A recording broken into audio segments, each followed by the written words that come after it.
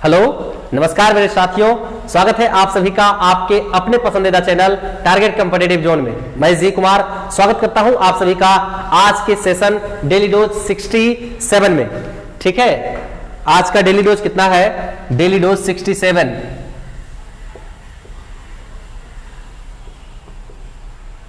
Daily dose 67 है और आज का जो बायोलॉजी का क्लास हो गया, क्लास नंबर 4 नहीं, बायोलॉजी क्लास 5 हो गया, सॉरी क्लास नंबर 5 हो जाएगा बायोलॉजी का। और आज हम बताने जा रहे हैं आपको कि देखिए, कल मैंने आपको कोशिका का टाइप्स स्टार्ट किया था, तो मैं आपको राइबोसोम तक बताया था। ठीक है, एंडोप्लाज्मिक रेटिकुलम, आपका राइबोसोम, ये सब बता दिए थे। आज हम स्टार्ट करेंगे सेंट्रोसोम से। देखिए, ये है आपका सेंट्रोसोम, है ना, ये जो आपको फूल जैसी रचना जो दिख रही है। उसके बाद फिर आपको मैं माइटोकॉन्ड्रिया, गोल्जी काय, न्यूक्लियस, सारे के विषय में बताऊंगा। तो चलिए आज के सेशन को फटाफट करके अपने दोस्तों में शेयर कर दीजिए और चलिए स्टार्ट करते हैं आज के सेशन का। क्या है आपका, लिखिएगा सेंट्रोसोम यानी कि तारक काय, CNTROSOME, सेंट्रोसोम या तारक काय, तारक काय, है ना, सेंट्रोसोम या तारक काय। ये कितना नंबर चलेगा आपका? 5 नंबर बता रहे थे हम, 4 नंबर तक कल आपको बता चुके हैं। तो चलिए, सेंट्रोसोम, इसकी खोज किसने करी? लिखिएगा, इसकी खोज किसने की? बोवेरी ने किया था, बोवेरी नामक वैज्ञानिक ने। लिख लीजिएगा, बोवेरी ने की थी, बोवेरी नामक वैज्ञानिक ने इसकी खोज करी थी। ठीक है, दूसरा पॉइंट, यह केवल जंतु कोशिका में पाया जाता है। मोस्ट इंपॉर्टेंट पॉइंट, यह केवल जंतु कोशिका में पाया जाता है, जंतु कोशिका में पाया जाता है। ठीक है, एंड अगला पॉइंट लिखिएगा कि तारक काय के अंदर 1 या 2 कण जैसी रचना होती है जिसे सेंट्रियोल कहते हैं, है ना। तारक काय के अंदर 1 या 2 कण जैसी रचना, देखिएगा, उसमें एक फूल टाइप का, इस टाइप का रहेगा आपका बना हुआ, फिर यहां से स्टार्ट करता है इस तरह से, फिर इस तरह से, ऐसा कुछ आपको सेल के अंदर दिखने को मिलेगा। ठीक है, सेल के अंदर इस तरह का कुछ देखने को मिलता है, जिसे क्या कहेंगे आप? तारक काय कहते हैं। इसमें जो कण जैसी जो रचना है ना, यही वाला, इसे क्या कहते हैं? सेंट्रियोल बोलते हैं। तारक काय के अंदर 1 या 2 कण जैसी रचना को क्या कहते हैं? सेंट्रियोल कहते हैं, सेंट्रियोल। तो साथियों, ये हुआ आपका तारक काय, सेंट्रोसोम खत्म। दूसरा, फिर नंबर 6 लगाइएगा हेडिंग, माइटोकॉन्ड्रिया। क्या हेडिंग लगाएंगे?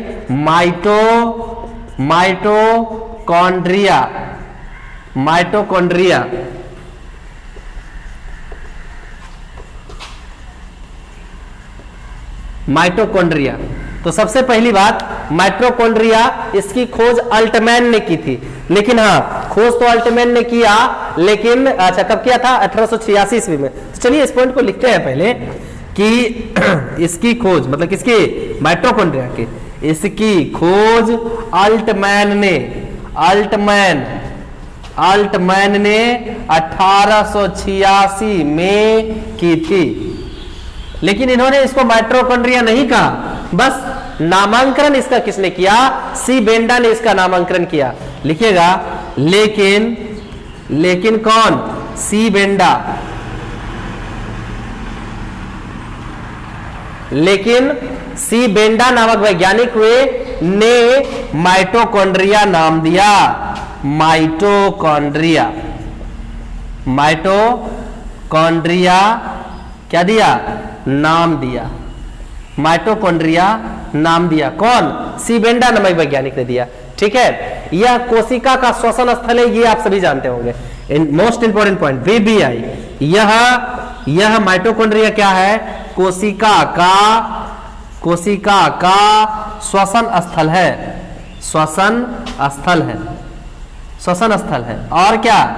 यह क्या? इसे power house of the cell कहते हैं, कोशिका का ऊर्जा गृह। ऊर्जा घर नहीं, इसे क्या कहते हैं, power house of the cell, power house of the cell भी कहते हैं। कोशिका का शक्ति गृह या कोशिका का पावर हाउस, क्या कहते हैं इसे, power house of the cell कहते हैं। अच्छा, डीएनए जो है आपका केंद्रक के अलावे माइटोकॉन्ड्रिया में और आपका हरित लवक में भी पाया जाता है। डीएनए, इस पॉइंट को लिख लीजिएगा कि डीएनए केंद्रक के अलावे, अच्छा केंद्रक में तो डीएनए पाया ही जाता है, केंद्रक के अलावे अगर कहीं मिलेगा, केंद्रक के अलावे डीएनए केंद्रक के अलावे कहां पाया जाता है, माइटोकॉन्ड्रिया में, माइटोकॉन्ड्रिया या हरित लवक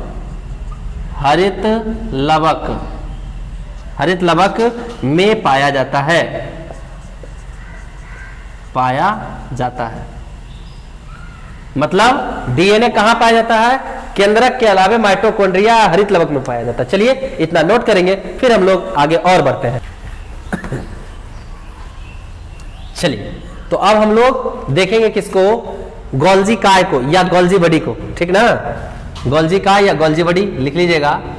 नंबर आपका शायद 7 जाएगा, है ना, 7, गोल्जी काय या गोल्जी बॉडी, गोल्जी काय या गोल्जी बॉडी। तो इसके विषय हम लोग जानते हैं क्या, तो इसकी खोज किसने करी थी, कैमिलो गोल्जी नामक वैज्ञानिक ने किया था। ठीक है, लिख लीजिएगा, इसकी खोज किसने की थी, कैमिलो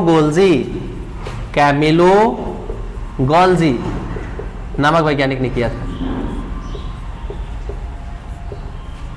कैमिलो गोल्जी ने की थी। ठीक है, गोल्जी काय को कोशिका का यातायात प्रबंधक भी कहा जाता है। अब पूछे सर क्यों, क्योंकि यह क्या है ना, प्रोटीन का संश्लेषण करता है और पुट्टिकाओं के रूप में छोटे छोटे पैकेजिंग करता है। कौन, गोल्जी का। देखिए छोटी छोटी आपका जो है, कल मैंने आपको बताया था कि ये क्या होता है, एक वैसल्स के रूप में होती है, छोटी छोटी पुट्टिकाओं के रूप में पैकेजिंग करती है।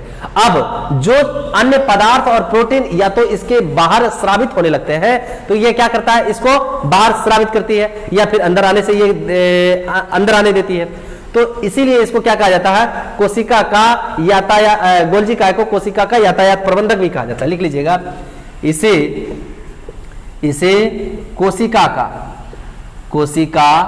का यातायात प्रबंधक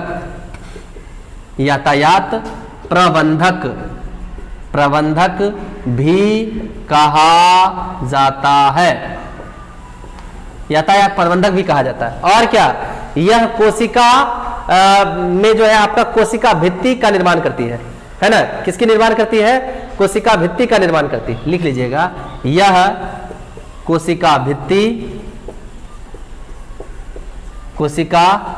भित्ति और क्या, कोशिका भित्ति का निर्माण करती है, यह कोशिका भित्ति का निर्माण करती है। किसकी निर्माण करती है, यह कोशिका भित्ति का निर्माण करती है। अच्छा सॉरी, साथ में लाइसोसोम का भी निर्माण करती है ना। लिख लीजिएगा एक पॉइंट और, यह कोशिका भित्ति एवं लाइसोसोम का निर्माण करती है। कौन, ये करती है आपका गोल्जी काय करती है,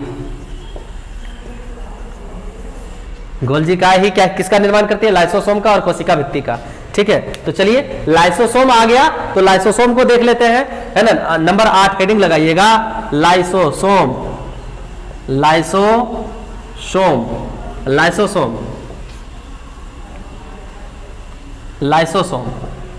की खोज किसने करी थी, तो डी डुबे नामक वैज्ञानिक ने किया था। लिख लीजिएगा, इसकी खोज किसने करी थी, डी डुबे नामक वैज्ञानिक ने की। इसकी खोज किसने की, डी डुबे नामक वैज्ञानिक ने किया। ठीक है, इसमें 24 प्रकार के एंजाइम्स पाए जाते हैं। लिख लीजिएगा, इसमें कितने प्रकार के, 24 टाइप्स के एंजाइम पाए जाते हैं। इसमें 24 प्रकार के एंजाइम पाए जाते हैं। जो क्या करता है 24 प्रकार के एंजाइम, या प्रोटीन एवं डीएनए का बना होता है, मतलब सॉरी ये 24 प्रकार के एंजाइम पाए जाते हैं जो एक पुट्टिकाओं के रूप में रहते हैं, थैलीनुमा रचना के रूप में, ठीक है। और क्या, इसे आत्महत्या की थैली कहते हैं, इसे आत्महत्या की थैली, आत्महत्या की थैली कहते हैं। थैलीनुमा रचना में रहता है बंद है ना, क्या रहता है इसमें 24 प्रकार का एंजाइम, आत्महत्या की थैली कहते हैं। आत्महत्या की थैली किसे कहते हैं, लाइसोसोम को कहा जाता है। चलिए साथियों इतना नोट कीजिए, फिर हम लोग और बढ़ते हैं। अच्छा, इसमें एक पॉइंट और छूट गया साथियों, तो उसको लिख लेंगे कि ये जो है ना आपका लाइसोसोम, ये बाहर से आने वाले पदार्थों का भक्षण एवं पाचन करता है। लिख लीजिएगा, यह बाहरी पदार्थों का भक्षण एवं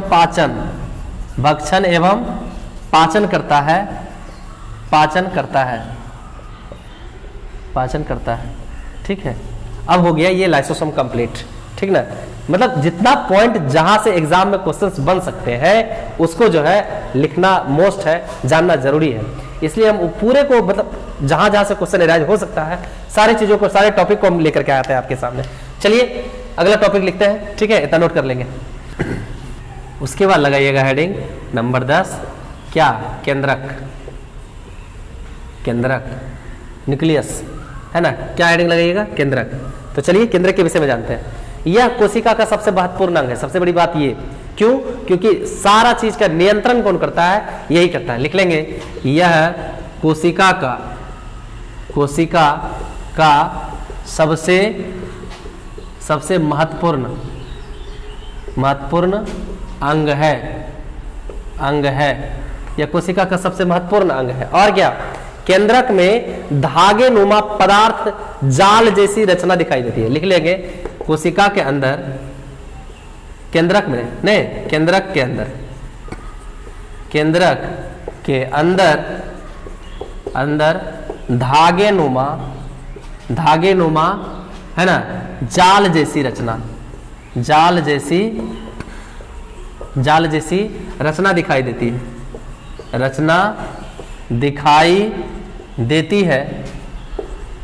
है, जो क्या है, वो दिखता है, वो देती है, जिसे क्या, क्रोमैटिन कहते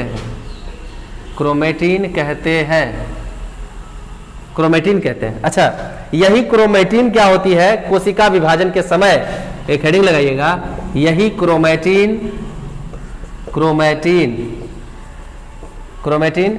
कोशिका विभाजन के समय, जब कोशिका का विभाजन होना शुरू हो जाता है, कोशिका विभाजन के समय क्या होती है, छोटे छोटे मोटे आपका धागे के रूप में संगठित हो जाती है। देखिएगा, यह क्रोमैटिन कोशिका विभाजन के समय छोटे छोटे मोटे धागे के जैसी, छोटे मोटे धागे के रूप में संगठित हो हाँ, यही क्रोमैटिन क्या होता है, सिकुड़कर कोशिका विभाजन के समय छोटे छोटे मोटे मोटे धागे के रूप में संगठित हो जाती है, जिसे गुणसूत्र कहते हैं। जिसे क्या कहते हैं, गुणसूत्र या क्रोमोसोम, क्रोमोसोम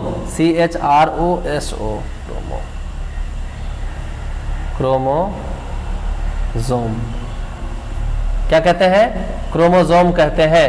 किसको, वही क्रोमैटिन क्या करता है, जब सिकुड़ करके, जब कोशिका विभाजन होने लगता है ना, तो सिकुड़ करके मोटा मोटा छोटा छोटा धागा के रूप में संगठित हो जाता है, जिसे गुणसूत्र कहते हैं या क्रोमोसोम कहते हैं। प्रत्येक जीवों में अलग अलग गुणसूत्र होता है। जैसे आप जानते हैं, मनुष्य में 23 जोड़ी गुणसूत्र होता है, मतलब 46। उसी तरह से आपका अलग अलग चीजों में अलग अलग गुणसूत्र पाए जाते हैं। जिस तरह से आपको बात, मेढक में 26 गुणसूत्र होता है ना, मक्का में 20 गुणसूत्र होता है, घोड़ा में आपका 64 होता है, कबूतर में 80 होता है, कुत्ता में 78 होता है ना। अगर आपको ये नहीं पता है तो आप जाकर के देख लेंगे, मेरा डेली डोज आपका जिस तरह से ये 67 चल रहा है, हैशटैग डेली डोज आपका 9 में देख लीजिएगा, फुल्ली ट्रिक के साथ बताया गया, एकदम शानदार सा ट्रिक है। आप नहीं देखें तो वो वीडियो जाकर के देख लेंगे, आपका पूरा कंफ्यूजन दूर हो जाएगा। गुणसूत्र को मैंने ट्रिक पे बताया है, ठीक है, याद करवाया है। तो उसके विषय में अब आगे एक विषय, एक केंद्रक के विषय में और क्या जानकारी कि यह डीएनए एवं प्रोटीन का बना होता है। लिख लीजिएगा, यह डीएनए एवं प्रोटीन का बना होता है। केंद्रक मतलब किसका बना होता है? डीएनए एवं प्रोटीन का बना होता है। कौन? क्रोमेटिन। ठीक है, चलिए इतना नोट करेंगे, फिर हम लोग लवक के बारे में पढ़ते हैं। हो गया।